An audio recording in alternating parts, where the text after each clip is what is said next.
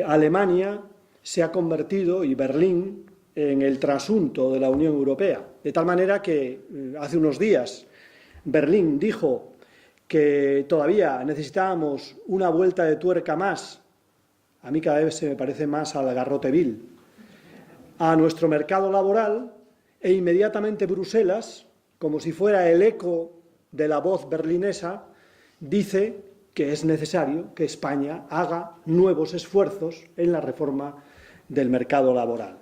Yo creo que eso evidencia una involución del modelo europeo, de un modelo intergubernamental hacia un modelo imperial. Y en ese modelo imperial, los países del sur, los países, bueno, incluso con la paradoja de Grecia, ¿no?, donde tiene su origen la democracia y la propia palabra democracia, pues nos encontramos con que somos poco menos o poco más que protectorados.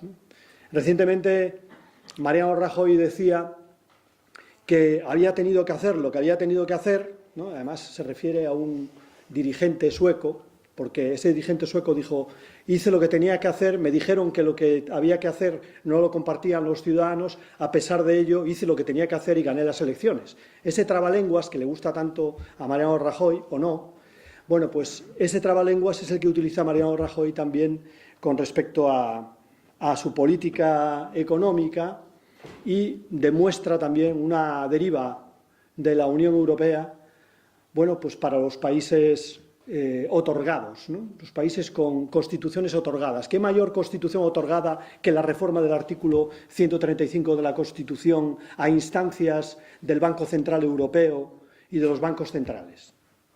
Al margen totalmente de la soberanía popular y del constituyente que son los ciudadanos de un Estado miembro. Yo creo que eso demuestra, como he dicho, una involución de la Unión Europea, de tal manera que en estos momentos estamos ante una deriva que, volviendo a los términos clásicos, resultaría el rapto de Europa más que Europa. Europa, en ese rapto, ha perdido su alma, el alma social, y ha perdido el corazón democrático. Por tanto, confrontar con esta Europa es recuperar Europa. Enfrentarse a esta Europa es enfrentarse ante la anti-Europa.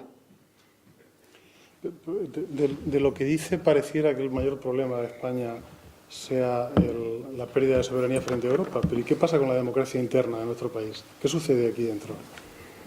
Bueno, lo he comentado antes cuando he hablado de oligarquía y plutocracia, ¿no?, que es, bueno, pues una pérdida de la sustancia democrática de nuestro país. Bueno, yo creo que el Partido Popular, que inicialmente vendió en campaña electoral esa, digamos, asimilación entre el señor del Cortijo y la oligarquía, bueno, pues se encontró con que las cosas no eran así y ha optado por dos caminos, ¿no?, en la relación con Europa, recordando a Hayek, por un camino de sumisión. Ese es el camino que lleva el Gobierno de España ante la Unión Europea, el camino del sumiso, ¿no?, del que acepta sin ningún tipo de críticas pues las indicaciones o los mandatos de Merkel, ¿no?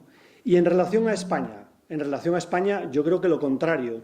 Yo creo que el Partido Popular ha sacado del cajón el programa máximo de manera oportunista, ¿no?, y está aplicando medidas que van más allá incluso de los planteamientos europeos, porque nadie le plantea al Partido Popular que aproveche esta crisis para dar dinero a las empresas privadas hospitalarias y de centros de salud. Nadie se lo plantea, sin embargo, lo argumenta como una forma de ahorro. Yo os invitaría a ver los resultados económicos de las empresas privadas de la sanidad a lo largo de 2012. Bueno, pues resulta que en su sector privado, en la gestión de lo privado, han perdido dinero, como es lógico, en condiciones de crisis. Las clases medias no están para alegrías, ¿no? Sin embargo, en la gestión de lo público han ganado el 12%, han ganado 850 millones de euros. Es decir, le han robado al sector público, el decisor, el caballo de Troya, le ha robado al sector público 850 millones de euros con el argumento de que las empresas privadas de la sanidad gestionan mejor. Yo creo que eso es lo que estamos viviendo también en nuestro país, que es la utilización oportunista de la crisis para poner en marcha el programa máximo. ¿Y qué tendrá que ver con el programa máximo la interrupción voluntaria del embarazo.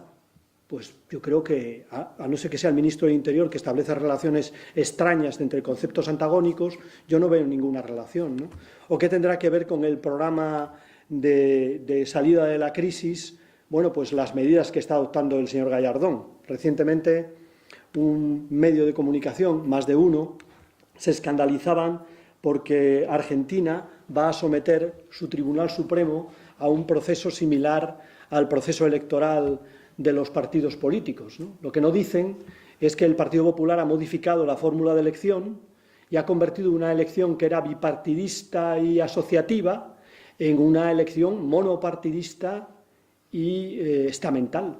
Esa es la elección que pretende el Partido Popular, por la cual, por ejemplo, como en el Bacarrá, me parece que se lleva todo, se lleva todos los representantes en el Consejo General del Poder Judicial en el Senado. Con ello tiene garantizada la mayoría y va a nombrar todos los cargos en los tribunales de justicia. Me imagino que ustedes deducirán que tiene algo que ver con los problemas de la justicia que sufre en estos momentos el Partido Popular. No solamente el Partido Popular, también la Casa Real, pero en todo caso, digamos, es mejor tener un poder judicial controlado, un poder judicial tutelado, que tener un poder judicial independiente que en estos momentos pueda incomodar, ¿no?, al gobierno o pueda incomodar al poder político. ¿Y cómo hemos llegado hasta aquí, en España? ¿Por qué somos distintos de Inglaterra, por ejemplo, o de Alemania o de Suecia? ¿Qué sucede aquí? Somos distintos, pero no tan distintos. Yo les invitaría a estudiar las últimas encuestas en los países miembros de la Unión Europea. Otra pregunta. Si nuestro país está donde está y las soluciones parecen difíciles, ¿no sería cediendo soberanía hacia Europa el movimiento que habría que hacer precisamente para resolver el problema? Eso lo intentaron con Italia y vaya como le salió, ¿no? Es decir, que eso fue Monti, ese fue el experimento Monti, ¿no? Ante, digamos, existe una tentación que yo creo que es una tentación que tienen sectores de la sociedad española, legítima, pero yo creo que es una tentación equivocada, que ya tuvimos en determinada época, con la crisis del 98, de que, bueno, nosotros somos unos incapaces, ¿no? Tenemos patologías nacionales que no podemos superar por nosotros mismos y, por tanto, vamos a Europa o a otro decisor a darle capacidad de solucionar los problemas. Yo quiero recordar que entonces los regeneracionistas y otros sectores de la sociedad española, cuando vieron lo que pasaba en Europa, se echaron a temblar y cuando decían la solución está en Europa, terminaron diciendo que Europa tiene que aprender de España. No era tanto ni tan calvo, ¿no? Pero yo creo también alerto sobre esa huida, ¿no? Porque yo creo que las patologías fundamentales las tiene Europa y las tiene España. Las tenemos los dos. Quizás nosotros tenemos otras y podemos entrar a ellas, pero en estos momentos, en las encuestas, los ciudadanos europeos, ¿qué dicen? Dicen que la política no les representa. Es lo que dicen los ciudadanos europeos, que la política de los mercados, que la política de las entidades financieras, que la política europea y de los Estados miembros no es una política que responda a sus necesidades, sino que es una política que va en contra de sus necesidades, que va en contra de sus aspiraciones. Y eso lo dicen sin ningún tipo de diferencia todos los ciudadanos europeos. Se ha producido un deterioro de la concepción y de la percepción de la política y de las instituciones europeas importantísimo, ¿no? A los ciudadanos europeos, si se les pregunta también por la corrupción, hace unos años, en el periodo de crecimiento, es lo que pasa con los periodos de crecimiento, que son como una especie de nebulosa, ¿no? Ocultan todo, ¿no? En el periodo de crecimiento, pues la percepción de la corrupción estaba en torno al 30% en Europa. Hoy supera el 70%. En todos, recientemente la última encuesta francesa, más del 70% considera que la corrupción es sistémica, que forma parte del sistema político y del sistema democrático, porque aquí no solamente, digamos, hay corruptos del ámbito político, sino presidentes de la COE y allegados a la jefatura del Estado, ¿no? Yo, por tanto, digamos, un planteamiento o un problema que es común con Europa, ¿no? Y luego, también, en relación a las mismas encuestas, mientras, bueno, pues incluso España era la campeona del europeísmo, en estos momentos bueno, como les gustaba decir, porque los eurócratas son así, aquel que no está de acuerdo con ellos es un euroescéptico, ¿no? Pues hoy la inmensa mayoría de Europa es euroescéptica. Precisamente en el año que se autodenomina el año de la ciudadanía europea. Vaya sarcasmo, ¿no? El año de la ciudadanía europea, los europeos no se sienten euroilusionados, se sienten euroescépticos. Bueno, yo creo que también con la crisis se han desvelado muchos velos que ocultaban la realidad, ¿no? Con la crisis se ha desvelado el velo de la política económica, que, bueno, pues será la política económica de la huida hacia adelante del liberalismo, del neoliberalismo, aquello de que la mano libre del mercado pues es lo que mejor funciona y el mercado se autorregula. Falso de toda falsedad, llevamos crisis cada 3 años y ahora ¡zas! Una crisis como la del año 29 del siglo XX, de la cual sabemos si vamos a salir o no, pero estamos convencidos de que vamos a ir a otra, ¿no? Es un poco la sensación y que va a ser peor, ¿no? Yo creo que eso se ha desvelado. Se ha desvelado también una Unión Europea, que es una Unión Europea que no responde a la construcción política. Creo que tiene que ver con el Tratado de Maastricht, creo que tiene que ver con la ampliación de la Unión Europea. Una ampliación a más de 15 es una ampliación ingobernable y, como consecuencia, lo único que funciona es el libre mercado. No hay instituciones realmente económicas de regulación, no hay un banco digno de tal nombre y, por tanto, digamos, tampoco tenemos una democracia europea en estos momentos que nos permita decidir sobre los mercados. Y así pasa lo que pasa, ¿no? Que en vez de devaluar la moneda, que es lo que hacen ante las crisis capitalistas, que son cíclicas, no es algo nuevo, se han producido cíclicamente a lo largo de la historia del capitalismo, en vez de devaluar la moneda, que devalúa o rebaja precios y salarios y permite la salida a la competencia internacional, no, como no podemos devaluar la moneda, como la moneda es la moneda alemana, eso de euro es un nombre, realmente es un marco vestido de euro, pues lo que hacemos es devaluar a la gente. Devaluamos a la gente. ¿Cómo se devalúa a la gente? Pues echándola a la calle, bajando sus salarios, quitándoles derechos y reduciendo la democracia. Esa es la realidad, en mi opinión, de Europa, una monstruosa devaluación que afecta, en primer lugar, a países deudores como el nuestro, ¿no?, que tienen acreedores en Alemania y en Centro Europa, pero que en estos momentos afecta a toda Europa. La pregunta es ¿hasta cuándo? Es decir, las vueltas de tuerca, ¿hasta dónde van a llegar? ¿Y cuál será el aguante de la ciudadanía europea frente a las vueltas de tuerca neoliberales o frente a las vueltas de tuerca que en estos momentos se consideran lo políticamente correcto? Yo creo que no hay nada más incorrecto que la injusticia, pero es que además no hay nada más ineficaz desde el punto de vista económico. Y en ese sentido yo quiero recordar una historia que contaba Paul Krugman, que cuenta siempre, ¿no?, y que a mí me parece de lo más representativo sobre la historia de Estados Unidos, ¿no? Y Long Island. Decía, en Long Island, en los años, ahora que está la película, en los años del Gran Gatsby, ¿no?, las villas eran propiedades privadas. Era la demostración de que la desigualdad era monstruosa en los Estados Unidos.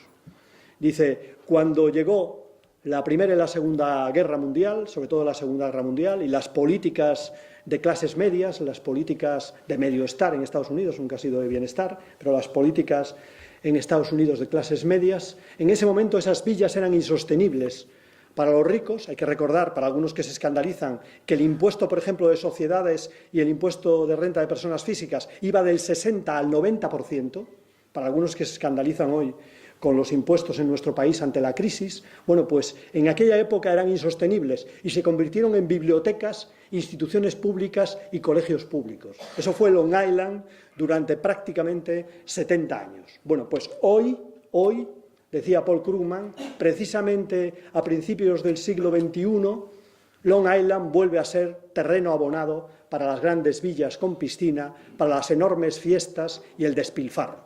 Bueno, pues yo creo que esa es la historia, en realidad, de la ineficacia también en términos económicos de la desigualdad, ¿no? La desigualdad socialmente es letal, hay lo que llamaba el propio Adam Smith la desigualdad insoportable, ¿no? Pero en términos económicos, esos periodos del Gran Gatsby y el periodo actual de las villas de Long Island, pues son los periodos de mayor crisis económica internacional y de mayor crisis económica en los propios Estados Unidos. Es decir, que la desigualdad no solamente es injusta, sino que además, desde el punto de vista económico, es una catástrofe. Hay 2 o 3 temas que me gustaría que tocara, porque al fin y al cabo usted abre el ciclo de democracia y uno de ellos, que ya lo ha tocado de alguna manera, es el de la corrupción. Yo leí hace unos días una reseña de un editorial del Financial Times del 4 de febrero que decía sobre España: sus instituciones, desde la monarquía hasta el Poder Judicial, muestran signos de putrefacción. Eso es el Financial Times del 4 de febrero. Y entonces, sobre esto de la corrupción en España... Son unos amigos de España siempre. Los conocemos. Yo le quería preguntar... ¿Ahora? Sí. Yo le quería preguntar sobre la corrupción. ¿Es posible que haya democracia con la corrupción? Es decir, ¿la corrupción impide la democracia o, al contrario, solo, pero es especular, solo en un país o en una situación verdaderamente democrática puede terminarse con la corrupción? Es decir, por un lado, la corrupción podría tener un efecto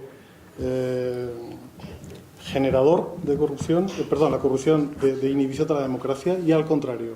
Entonces, ¿cómo está eso en nuestro país en concreto, en el que las instituciones democráticas parece que se tambalean y la corrupción está en alza? Bueno, yo ahí, mencionando el clásico, la corrupción o la política, decía, corrompe, pero la política en un régimen autoritario, un régimen no democrático, corrompe absolutamente, ¿no?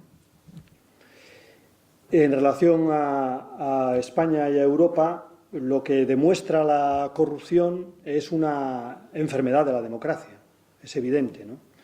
Una enfermedad de la democracia que además, digamos, no solamente apunta a causas en el mal funcionamiento de la democracia, sino que la propia corrupción pone en peligro el funcionamiento de la democracia, pone en peligro el futuro de la democracia, ¿no? En Europa, yo creo que en Europa y en España, voy a tratar de intentar explicarme la corrupción, o al menos el carácter generalizado de la corrupción, porque corruptos los va a haber y los ha habido, ¿no? Lo importante es que sean sancionados y que exista una ejemplaridad en esa sanción. Y lo importante es que existan mecanismos para evitar que haya corruptos en una sociedad. Lo que es grave es que la corrupción forme parte del sistema, ¿no? Es decir, que la corrupción sea una corrupción, como se ha dicho por parte de algún juez, pues una corrupción sistémica, ¿no? Y eso se ha producido, en primer lugar, con la corrupción de la economía. Sí, porque normalmente se ve la corrupción de la política. Veníamos comentando lo de las élites extractivas, ¿no? Y la teoría es, bueno, pues hay unos políticos que prácticamente con sus tentáculos controlan la economía, controlan los medios de comunicación, controlan la sociedad y, por tanto, me parece que la tesis terminaba al final: si logramos acabar con ese modelo político, lograremos la felicidad en la sociedad democrática. Bueno, ya quisiéramos, ¿no? Porque yo creo que las causas son, en mi opinión, diferentes. En primer lugar, es decir, con la importancia que tiene la política y la corrupción de la política.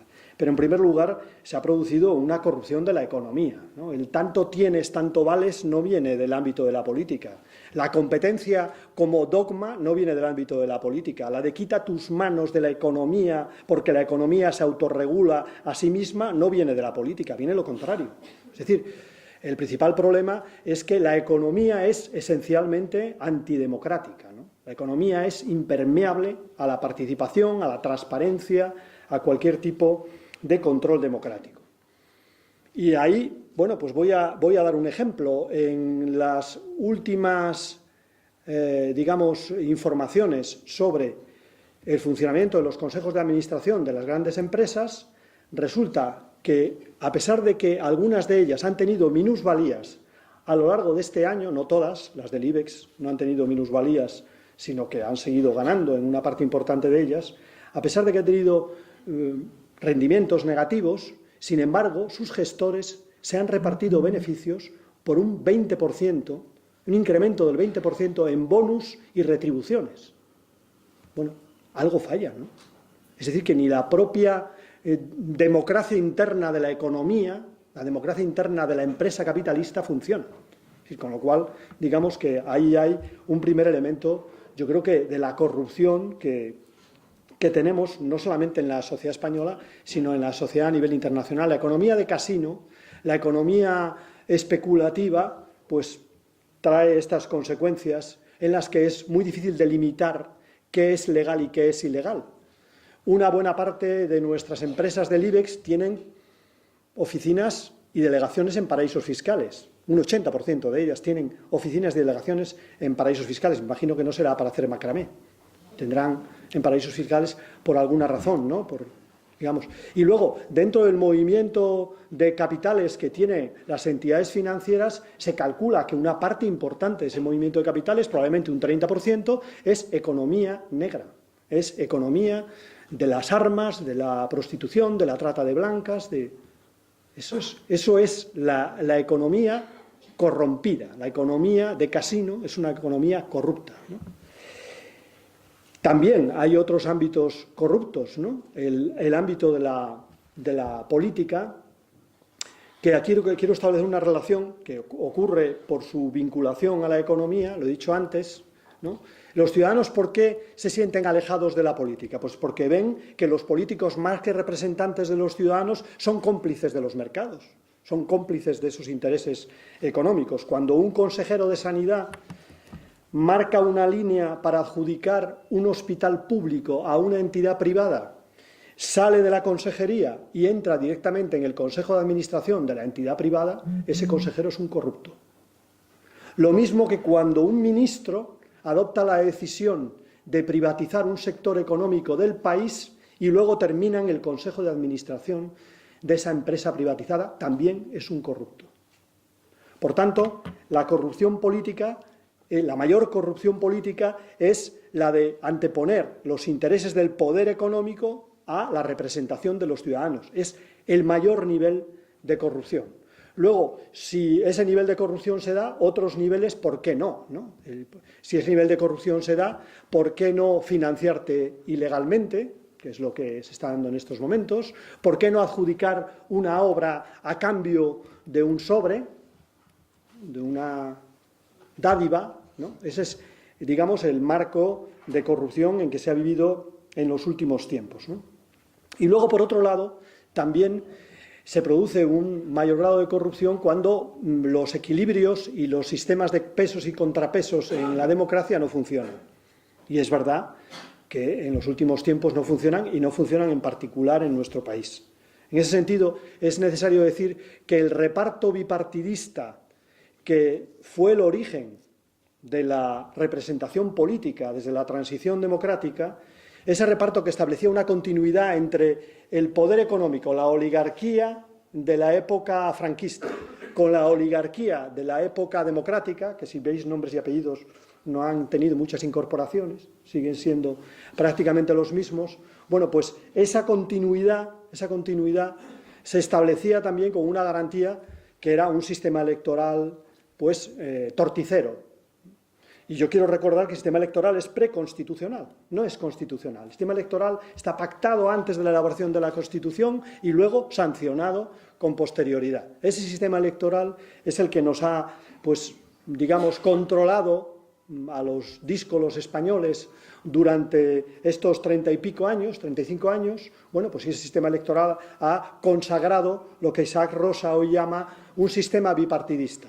Un sistema bipartidista que no es solamente bipartidismo político, que es bipartidismo mediático, que es bipartidismo institucional y que es incluso bipartidismo moral, ¿no? Y ese modelo bipartidista ha impedido que haya unos mejores controles democráticos y, por tanto, que haya leyes más efectivas, que la justicia funcione mejor, que sea más ágil y que sea ejemplar. Yo creo que eso es así, ¿no?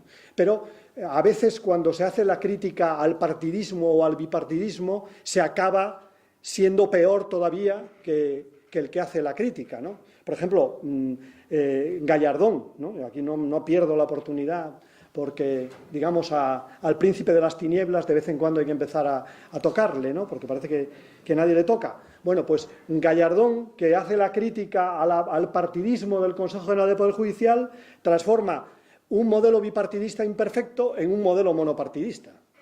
No sé, a mí me parece peor todavía, ¿no? Un modelo bipartidista no creo que haya traído ninguna buena consecuencia. Un modelo monopartidista en que un partido prácticamente controla a la derecha judicial y a la extrema derecha, porque a través del mecanismo estamental pues se va a nombrar alguno de extrema derecha, pues va a tener complicado un juez que quiera ser autónomo, que quiera ser independiente, tener una salida mejor que la del juez Garzón. Lo va a tener complicado, ¿no? Y en ese sentido, pues lo que está pasando con el juez Castro y lo que está pasando también con el juez Ruz y con otros jueces que llevan temas complicados en estos momentos, ¿no? Por tanto, también hay un factor de corrupción. Y entro al último factor de corrupción, y yo creo que tiene que ver con la propia sociedad española, sin querer eludir la responsabilidad que tienen fundamentalmente la política, la economía y las instituciones. Ahí es donde está la responsabilidad fundamental. Pero yo quiero recordar que durante todo este tiempo, en lugares donde ha habido casos dramáticos de corrupción, pues aquellos que denunciaban la corrupción eran los que acababan en la cárcel, o digamos en una cárcel metafórica fuera de las instituciones, y los que eran cómplices de la corrupción pues eran alabados y elegidos y reelegidos y vueltos a elegir como representantes políticos de los ciudadanos. Por tanto, digamos que había un sistema corrupto de intereses, ¿no? En algunos sitios nos hemos parecido bastante a Sicilia. En ese sentido no había tantos muertos, pero metafóricamente había bastantes muertos. ¿Y por dónde habría que empezar a cambiar esto? ¿Por los partidos políticos, por la ley electoral, por la cultura, por la enseñanza, por la educación? ¿Por dónde? Bueno, yo vuelvo otra vez a la crisis del 98, ¿no? Me gusta esa época, no me gusta, digamos, me gusta, digamos, por las similitudes que a veces tiene con la época actual, ¿no? Yo recuerdo a Valle Inclán, ¿no? Y lo que estoy intentando hacer y lo que intento hacer en las intervenciones es lo que decía Max Estrella en Luces de Bohemia, ¿no? Decía, hay tres formas de ver la realidad. Una, verla de frente, es el realismo; otra, verla desde abajo, es el relato de los héroes; y otra, verla desde arriba, y es la forma quizás deformada de ver los entresijos y los hilos que mueven la marioneta, ¿no? Yo prefiero este mecanismo, que me parece muy ilustrativo, ver los entresijos y los hilos que mueven nuestra marioneta, la marioneta nacional, ¿no? Y en ese sentido, entonces, ante la crisis del 98, se daban las mismas alternativas que hoy veo en la sociedad española, ¿no? Había un planteamiento fatalista, ¿no?, que es el que puede protagonizar el señor Rajoy, que se encomienda a las virtudes teologales, ¿no? Entonces, digamos, no hay más remedio, no tengo margen, he evitado la intervención y, por tanto, aguantaros, a ver hasta cuándo a la señora Merkel se le ocurre pues dejar un poco de margen de maniobra y que podamos salir adelante. Bueno, yo desde luego este planteamiento yo lo descarto. Me parece que es un planteamiento que de seguir adelante sacrificará a 2 o 3 generaciones de españoles y nos presenta ante una crisis que dura una década. Yo creo que no nos lo podemos, en mi opinión, permitir. Ya nos podemos permitir la crisis que hemos tenido, mucho menos que la continuidad de las políticas de recorte, de ajuste, de privatización, de repagos fiscales que producen fundamentalmente pues depresión económica y que producen pobreza, ¿no? Esa devaluación de que hablaba antes, devaluemos a los ciudadanos. Ante eso estamos, para competir con otros países, acabemos con nuestros derechos para que nuestros productos sean prácticamente productos asiáticos, ¿no? Este no es el modelo norteamericano, es el modelo asiático el que nos propone. Hay una segunda alternativa, que era también muy cara entonces al regeneracionismo, que era educación, despensa y cirujano de hierro, ¿no? Era, bueno, pues que, bueno, educación y despensa era la típica propuesta para contentar a los ciudadanos, y el cirujano de hierro era lo fundamental. Y el cirujano de hierro tuvo consecuencias, Primo de Rivera y en Franco. O sea, que no era un tema a humo de pajas, era una alternativa que finalmente salió adelante en España para dolor de una mayoría de los españoles que se vieron ante una situación trágica, ¿no? Bueno, pues hoy hay gente que propugna el cirujano de hierro, ¿no? Cuando dice que sobra, todo sobra, ¿no? Sobra prácticamente la educación, la sanidad, los servicios sociales, las comunidades autónomas, todo sobra en una maniobra de purificación, ¿no? Qué curioso que solamente se les ocurre en medio de la crisis, ¿no? Pero luego están dispuestos a pecar inmediatamente que termine la crisis, o incluso durante la crisis, para que no pequen los demás, pero peque yo, ¿no? Yo creo que esa segunda alternativa a mí me parece una alternativa de austeridad cínica, ¿no? O de lucha contra el despilfarro cínico, que va por barrios, ¿no? En estos momentos, y que tiene consecuencias, como he dicho, trágicas para la sociedad española. Yo prefiero sumarme a los burgueses ilustrados y al movimiento obrero de entonces, que creían que la solución estaba en una alianza de sectores progresistas de la sociedad española, ¿no? Una alianza de aquellos que tenían interés en lo colectivo frente a lo personal y que tenían interés en el futuro del país, ¿no? Yo creo que ese es el planteamiento que a mí me parece el más adecuado. Y el programa político de esa regeneración o de esa transformación del país, yo creo que habrá quien quiera ser muy ambicioso, pero yo creo que con la que está cayendo en estos momentos, yo prefiero defenderme. El término política es un término ambivalente, ¿no? Política como polis y como polemos, ¿no? Política como defensa de la ciudad, ¿no? Cuando hay tanto caballo de Troya dentro de la ciudad, y política como transformación. Hay quien piensa, yo creo que legítimamente, que estamos en un momento en el que la transformación está a la vuelta de la esquina. Yo siento tener un talante más escéptico, ¿no? O más pesimista, y pienso que en estos momentos estamos ante una contrarrevolución brutal, ante un intento de desmantelar todas las conquistas que el movimiento obrero y que los demócratas hemos conseguido a lo largo de décadas.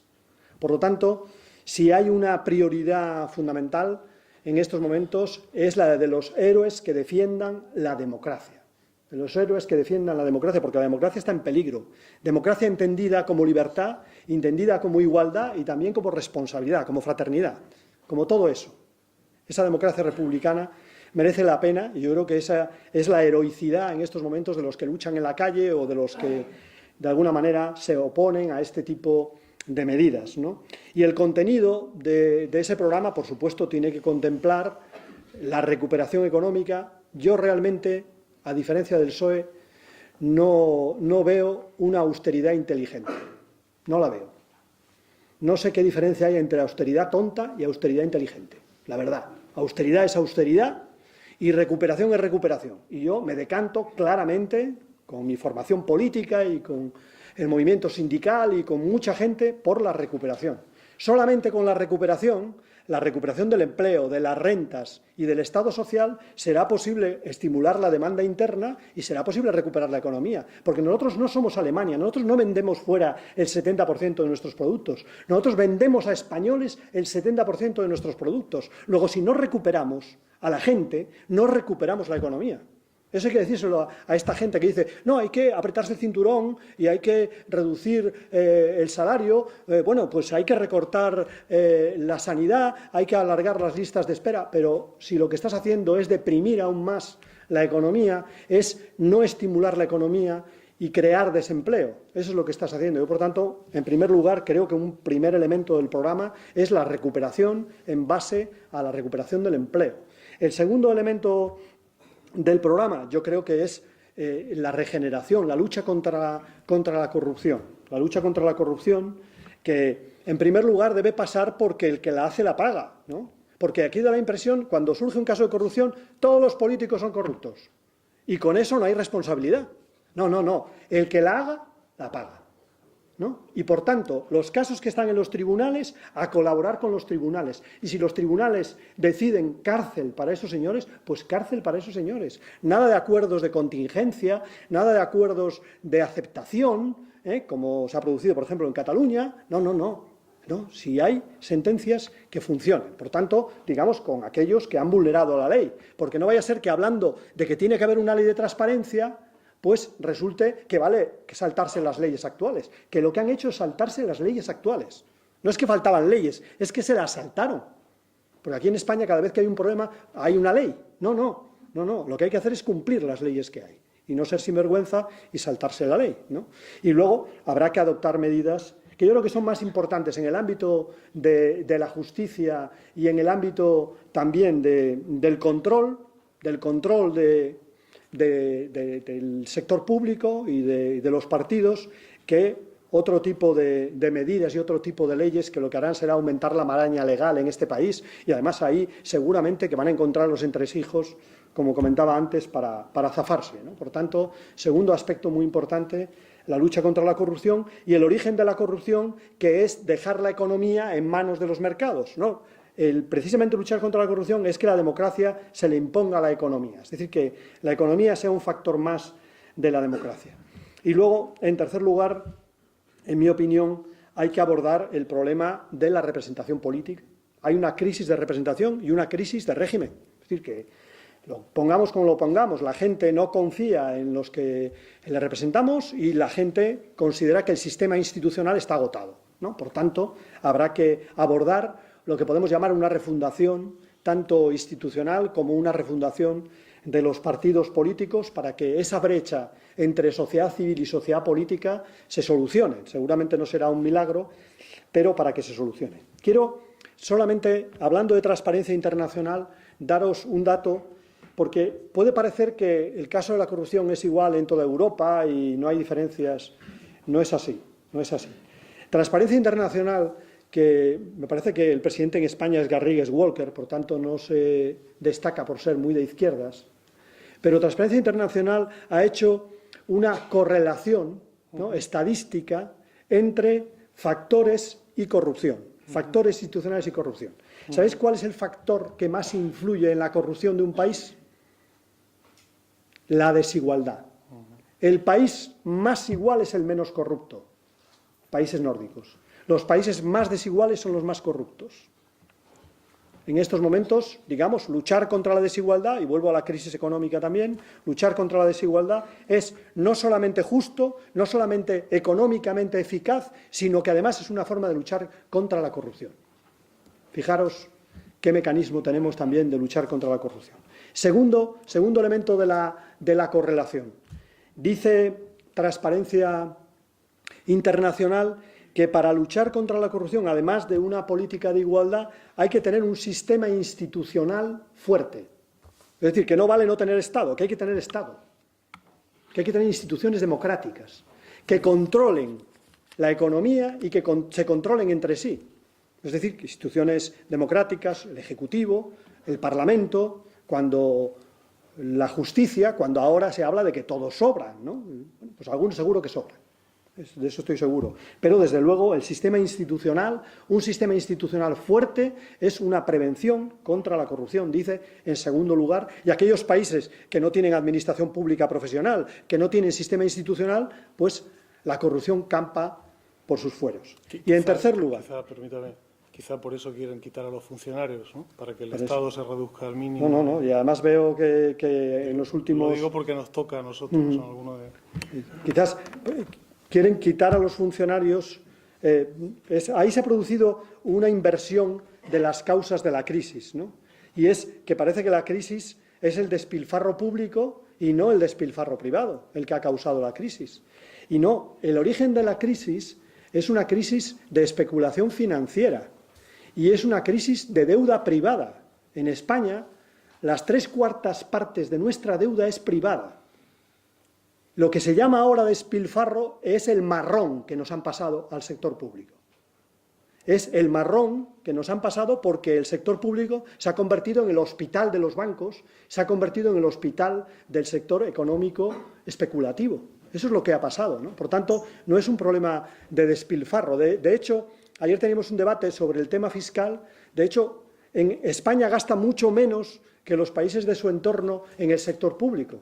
Gasta mucho menos en sanidad, en educación, en servicios sociales, gasta mucho menos en pensiones. ¿Qué le ha pasado a España? Pues que ha ligado los ingresos fiscales a la especulación urbanística. Y cuando la especulación urbanística ha terminado, se han derrumbado los ingresos fiscales. Pero ahí la pregunta es, ¿y quién no contribuye? Porque en otros países europeos hay 9 puntos más de contribución fiscal. ¿Quién no contribuye en España? Las rentas más altas. Los que se ponen la banderita de España aquí. Esos que cada vez que pueden agitan la bandera, esos no contribuyen en este país, defraudan. De hecho, de los 70.000 millones de euros de fraude fiscal, un 70% son grandes empresas y grandes instituciones financieras los que defraudan. Por lo tanto, digamos que menos lobos, podemos decir, ¿no? Menos lobos con esto de la defensa del país, ¿no? Yo creo que por eso esa ofensiva en estos momentos contra el sector público, porque aprovechando la crisis y aprovechando que el sector público es... Yo a veces lo comparo con un bañista de estos irresponsables que van a la playa, que no saben nadar o son muy aventureros, se meten, a pesar de que el servicio de socorrismo le dice no te metas, que te vas a ahogar. Bueno, pues no contentos, con chulería, entran en el mar. Bueno, el servicio de socorrismo tiene que ejercer su papel, hacer su labor y sacarlo, ¿no? Y cuando sale, resulta que es un hombre con posibles y con poder. Y lo primero que hace, cuando le han demostrado que tenían la razón y que él era un imprudente, es cargarse el servicio de socorrismo de esa playa. Bueno, pues esa actitud miserable es la que están teniendo algunos sectores económicos con el sector público y con los funcionarios. Precisamente con quienes, de alguna manera, les ha salvado de esta crisis, de pagar aún más esta crisis económica, ahora pues el castigo es para el sector público y para los funcionarios.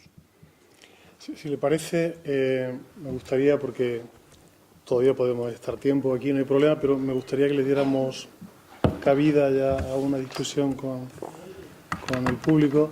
Entonces, si quieren, pues podemos empezar un turno de preguntas.